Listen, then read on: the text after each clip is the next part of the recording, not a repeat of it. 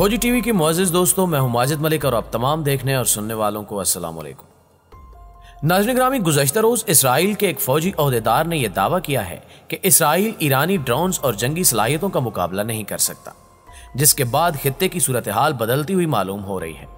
नई अमरीकी इंतजामिया ने भी ईरान, इराक और शाम के हवाले से नई चालें चलना शुरू कर दी हैं, जिसके बाद यह सवाल पैदा हो गया कि क्या चंद रोज कबल बगदाद में होने वाले धमाके भी जो बाइडन इंतजामिया की एक नई चाल थी। आज हम आपको मशरिक़ वुस्ता की बदलती सूरत हाल और नई अमरीकी इंतजामिया की खुफिया चालों से आगाही देने की कोशिश करेंगे और आपके सामने चंद ऐसे हकायक रखेंगे जिन्हें जानना आपके लिए इंतहाई जरूरी है। इसलिए देखने और सुनने वालों से गुजारिश है कि मशरिक़ वुस्ता की सियासी सूरत हाल को मुकम्मल समझने के लिए वीडियो को आखिर तक जरूर देखिएगा। तो आइए चलकर मौजू का आगाज करते हैं। मुअज़्ज़िज़ दोस्तों, नई अमरीकी इंतजामिया के व्हाइट हाउस में दाखिल होते ही आलमी सियासत का नक्शा यकसर बदल कर रह गया है और हैरानों परेशान कर देने वाली अहम खबरें निकल कर सामने आ रही हैं। जो बाइडन अमेरिका को किस सिमत ले जाएंगे, इस हवाले से डिस्कशन जारी है।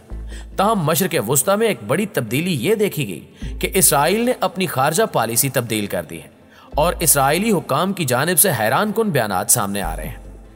गुज़श्ता रोज इसराइल के फौजी अमूर की एक वेबसाइट ने अपनी रिपोर्ट में बताया कि सयूनी हुकूमत के एयर डिफेंस सिस्टम में ईरान के ड्रोन तैयारों के मुकाबले की तवानाई नहीं है, क्योंकि ईरानियों ने इसराइल के एयर डिफेंस सिस्टम को तबाह करने की तवानाई पैदा कर ली है। यह वेबसाइट लिखती है कि इसराइली हुकूमत का एयर डिफेंस सिस्टम बहुत मजबूत है, जिसमें मिसाइलों का मुकाबला करने की तवानाई पाई जाती है, लेकिन इसमें ड्रोन तैयारों से मुकाबले की मुनासिब तवानाई नहीं है। खासकर ईरान के खतरनाक ड्रोन्स को इसराइल रोक नहीं सकता। इस रिपोर्ट में मजीद कहा गया है कि इसराइल के एयर डिफेंस सिस्टम में ड्रोन तैयारों से निपटने के लिए कोई मुनासिब राह हल मौजूद नहीं। इस वेबसाइट ने यह पेशगोई भी की कि इसराइली हुकूमत के खिलाफ ईरान के हमले की शुरुआत ड्रोन तैयारों से होगी। रिपोर्ट के मुताबिक ये ड्रोन पहले मरहले में मिसाइलों का मुकाबला करने वाले एयर डिफेंस सिस्टम को हदफ बनाकर मिसाइल हमले की राह हमवार करेंगे और अगर ईरान ने अपने ड्रोन हमले जंगी बेड़े या यमन, शाम और लबनान से किए तो फिर इसराइल के एयर डिफेंस सिस्टम के लिए शदीद मसाइल पैदा हो जाएंगे। नाज़रीन ग्रामी, इस रिपोर्ट को देखते हुए बज़ाहिर यह कहा जा सकता है कि इसराइल ईरान से कमतर है और इसके पास फौजी कुव्वत ईरान से कमजोर है। ताहम दिफाई अमूर के माहिरीन इसराइल के इस बयान को आलमी सियासत के तनाजुर में देख रहे हैं। उनका मानना है कि इसराइल ने खारजा पॉलिसी तब्दील कर दी है, जिसकी बड़ी वजह व्हाइट हाउस में आने वाली तब्दीली को बताया जा रहा है। दरअसल इसराइल जो बाइडन की पॉलिसियों को जांचने की कोशिश में है। यही वजह है कि वो जो बाइडन के शुरुआती दौर में खामोशी से काम करेगा और जो बाइडन इंतजामिया के रवैये को देखते हुए रफ्ता रफ्ता अपनी पॉलिसियां तरतीब देगा। दूसरी जानिब एक और आम खबर यह है कि नई अमरीकी इंतजामिया ने इराक और शाम के खिलाफ नई चालें चलने का आगाज कर दिया है। वाशिंगटन डीसी से आने वाली एक खबर के मुताबिक इराकियों को दाइशी दहशतगर्दों का भेस बदल कर खत्म करना नई अमरीकी साजिश है। वाशिंगटन इराक और शाम में फिरका वाराना कशीदगी को दोबारा जिंदा करने की कोशिश कर रहा है। गुज़श्ता सालों के तमाम तर सबूत इस बात की तरफ इशारा करते हैं कि अमरीकी हुकूमतें शाम, इराक और दीगर इस्लामी ममालिक की सूरत हाल को मजीद खराब करना चाहती हैं और इस मकसद के साथ खित्ते में नए इकदामात उठाए जा रहे हैं। हकीकत यह है कि अमेरिका इन ममालिक के साथ सलामती और इस्तेहकाम को तबाह करने के मकसद से इराक और शाम में तबाहकुन किरदार अदा करने की कोशिश कर रहा है। यानी अमेरिका अपने दाइश और नाम नेहाद जोकर अनासिर के जरिए इराक और शाम में एक नई तबाहकुन जंग शुरू करने की कोशिश कर रहा है।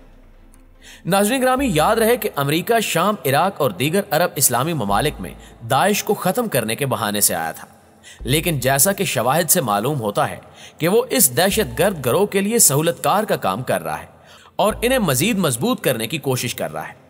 यही वजह है कि इराक की अवामी तंजीम अल हशद अल शाबी हो या शाम की अवामी फोर्सेस, ये अमेरिका को एक आंख नहीं भाती, क्योंकि ये गिरोह अमेरिका की राह में रुकावट है और इसे अपने नाकाम अज़ाइम में कामयाब नहीं होने दे रहे।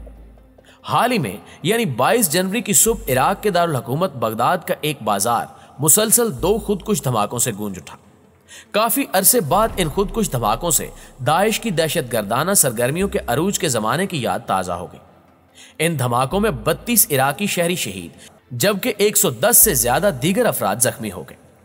इन दहशतगर्दाना खुदकुश धमाकों ने पूरे मुल्क में शदीद गम और गुस्से की लहर दौड़ा दी और अवाम और हुकूमती जिम्मेदारों ने इसकी शदीद मजम्मत की। कुछ ही घंटों बाद इराकी वज़ीर-ए-आज़म मुस्तफ़ा अल-काज़मी ने 5 आला सतही फौजी और सिक्योरिटी ओहदेदारान को उनके ओहदों से माजूल करके नए अफराद का तकर्रुर कर दिया। इराक के दारुल हुकूमत में तकफीरी दहशतगर्द गिरोह दाइश की जानिब से दहशतगर्दाना सरगर्मियों का दोबारा आगाज पसे पर्दा अहम हकायक की जानिब निशानदही करता नजर आता है। इराकी वज़ीर-ए-आज़म की जानिब से माजूल किए गए तमाम ओहदेदारान सियासी और सिक्योरिटी अमूर में सरगर्म कारकुनान और मीडिया की जानिब से शदीद तनकीद का निशाना बनाए गए थे।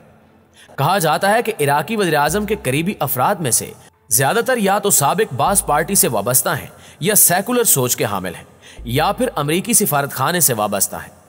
वजारत दाखिला के इंटेलिजेंस और एंटी टेररिज्म के साबिक सरबराह अबू अली अल बसरी, जिन्हें माजूल कर दिया गया है, का शुमार ऐसे अफराद में होता है जो दाइश के खिलाफ जंग में अजीम कारनामे अंजाम दे चुके हैं और दरख्शां तारीख के हामिल हैं।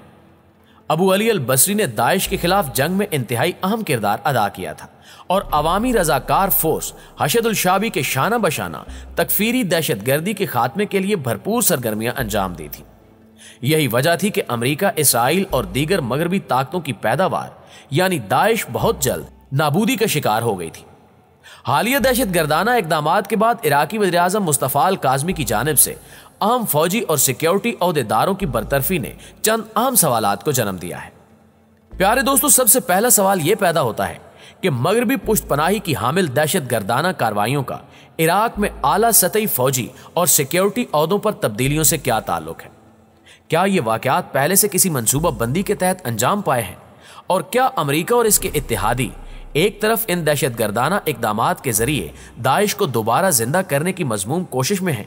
इस हवाले से मुख्तलिफ नजरियात पाए जाते हैं, जबकि दूसरी जानिब ईरानी तज्जियाकारों के मुताबिक बगदाद में होने वाले हालिया धमाके सऊदी अरब और इसराइल के गठजोड़ का नतीजा है और इस गठजोड़ का मकसद नई अमेरिका इंतजामिया को खुफिया पैगाम पहुंचाना है, क्योंकि इसराइली और सऊदी हुक्मरान खित्ते से मुतालिक जो बाइडेन की मुमकिना पॉलिसियों से ज्यादा खुश नहीं है।